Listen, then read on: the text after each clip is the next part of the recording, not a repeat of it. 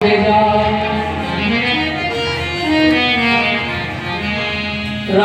राधा कहते सब बाधा मिट जाए, जन्म जन्म की आपदा कृष्ण कहे कट जाए।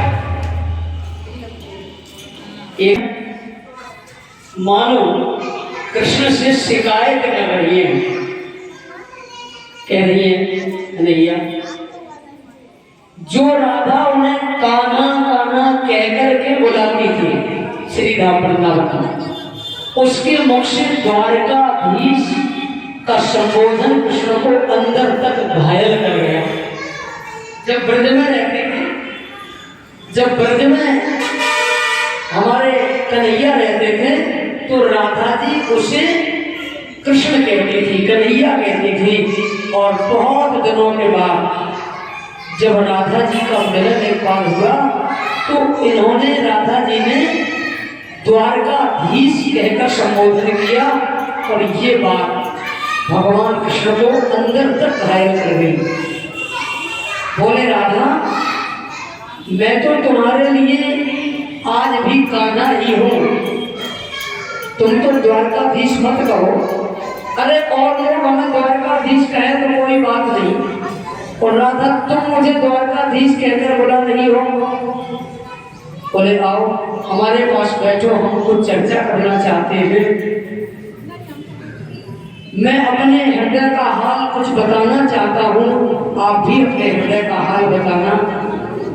सच कहूँ राधा, जब तुम्हारी याद आती थी तो इन आंखों से आंसुओं की बूंद निकल आती थी।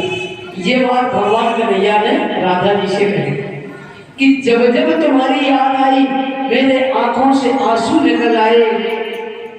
राधा बोली, अरे मेरे साथ ऐसा कुछ नहीं हुआ, मुझे आपकी कभी याद ही नहीं आई।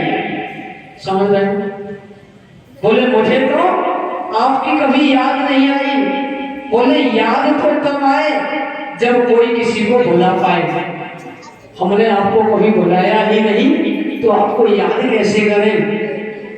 और रोते इसलिए नहीं थे, एक भी आंसू इसलिए नहीं गिराया कि ऐ द्वारकाधीश तुम इन आंखों में बसे हुए थे, अगर मैं तुम्हारी याद में रोती तो इन आंसुओं के साथ तुम भी बाहर चले जाते, तो फिर हम किसके सहारे होते। इसलिए हम कभी रोए नहीं। बड़ा नवीन रस है। कृष्ण कुछ कड़वे शब्द सुनना चाहो तो हम आपको सुनाएं। कान्हा से द्वारकाधीश बनने पर या प्रेम से अलग होने पर तुमने क्या खोया, उसका एक आईना हम आपको दिखाना चाहते हैं। राधा जी ने कृष्ण से कहा, हम आपको आईना दिखाना चाहते हैं। जब आप कृष्ण थे तो क्या थे, आज द्वारकाधीश बन गए तो क्या हो गए। बड़ी सुंदर बात कही। कृष्ण, तुमने कभी सोचा है कि इस तरक्की में तुम कितने पीछे रह गए हो। तरक्की तो कर ली कि तुम द्वारकाधीश बन गए, लेकिन तुम कितने पिछड़े हैं। यमुना के मीठे पानी से जिंदगी शुरू की थी और समुद्र के खारे पानी तक पहुंच गए। यमुना का पानी बड़ा ही मीठा था, लेकिन यमुना के पानी जब कृष्ण थे तो यमुना का मीठा पानी, और जब द्वारकाधीश बने तो समुद्र के खारे पानी तक पहुंच गए। एक उंगली पर चलने वाले सुदर्शन चक्र पर भरोसा कर लिया, और 10 उंगलियों से जब बांसुरी बजाते थे, बोले उस बांसुरी को नहीं भूल रहे।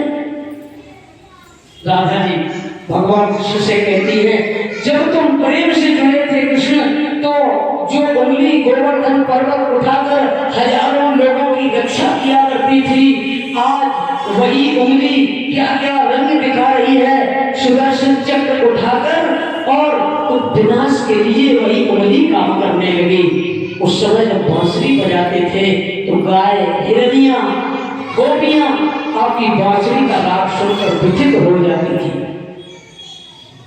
अंग वही होता है जब प्रेम से जुड़ता है तो विकास कर देता है, और जब प्रेम से अलग होता है तो वही अंग विनाश कर देता है।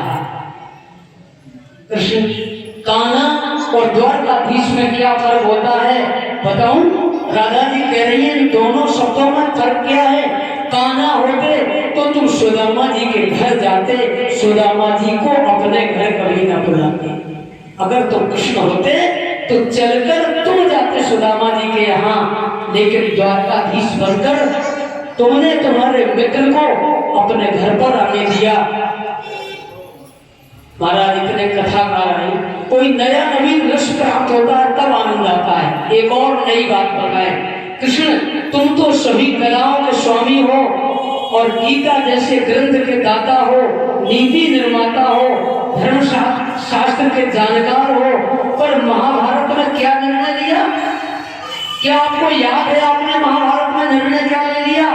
आप अपनी पूरी सेना तो कौरवों को दे दी और महाराज खुद पांडवों के साथ जाने का फैसला कर लिया और जिस रथ पर आप विराजमान थे उसी रथ पर अर्जुन बैठकर हजारों लोगों पर बाण चला चलाकर, आप तो सेना के रक्षक थे, जो सेना थी और जो राजा होता है वो सेना का रक्षक और राजा होता है। महाराज ये सेना आपकी प्रजा थी, आप उसके राजा थे, आप उसके पालक थे, लेकिन आपने क्या किया? आप जैसा महाज्ञानी उस रथ पर बैठकर चला रहा था और जिस पर बैठा हुआ था अर्जुन आपकी प्रजा को ही मार रहा था। जिस रथ पर आप बैठे हुए थे उस पर अर्जुन भी बैठा था और आपके सामने ही वो आपकी प्रजा को मार रहा था। आपने एक बार भी नहीं रोका, अपनी प्रजा को मर करुणा नहीं जगी, क्योंकि आप प्रेम से शून्य हो गए थे। इतनी प्रजा मारी जा रही थी, लेकिन आपके अंदर से प्रेम समाप्त हो गया था, आप में करुणा नहीं जगी, क्योंकि आप प्रेम से शुरे तो कौरवों और पांडवों में युद्ध नहीं होने देते बल्कि समझौते करते। ये राधा जी भगवान को कह रही है कि आप कितने आगे निकल गए। एक बहुत सुंदर बात बताई, युद्ध में प्रेम, युद्ध करने वाले लोगों और प्रेम करने वालों में कितना फर्क होता है। युद्ध में आप मिटा करके जीतते हैं और प्रेम में आप मिटकर जीतते हैं। जो प्रेमी होता है वो मिटकर जीतता है और युद्ध करने वाला व्यक्ति दूसरे को मिटाकर जीतता है। तुम अपने आप में भले ही कहो कि मैं जीत गया, प्रेम में डूबा हुआ आदमी दुखी तो रह सकता है पर किसी और को दुखी नहीं कर सकता है। आज की धरती पर जाकर देखो, अपनी द्वारकाधीश वाली छवि को कहीं नहीं पाओगे और जहां भी पाओगे राधा जी के साथ खड़े पाओगे। भले ही लोग अपने घरों में गीता का पाठ करते हो, पाठ करते करते बोले महाराज पीछे से जब गीता का पाठ पूरा करते हैं तो पीछे से क्या बोलते हैं? राधे राधे। इसलिए ये द्वारकाधीश वाली छवि तो कहीं कहीं एकाग्रता होगी, पर तो लोग राधा और कृष्ण इन दोनों की मनोहारी छवि के दर्शन करते हैं। इस तरह से राधा जी ने भगवान कृष्ण को बताया।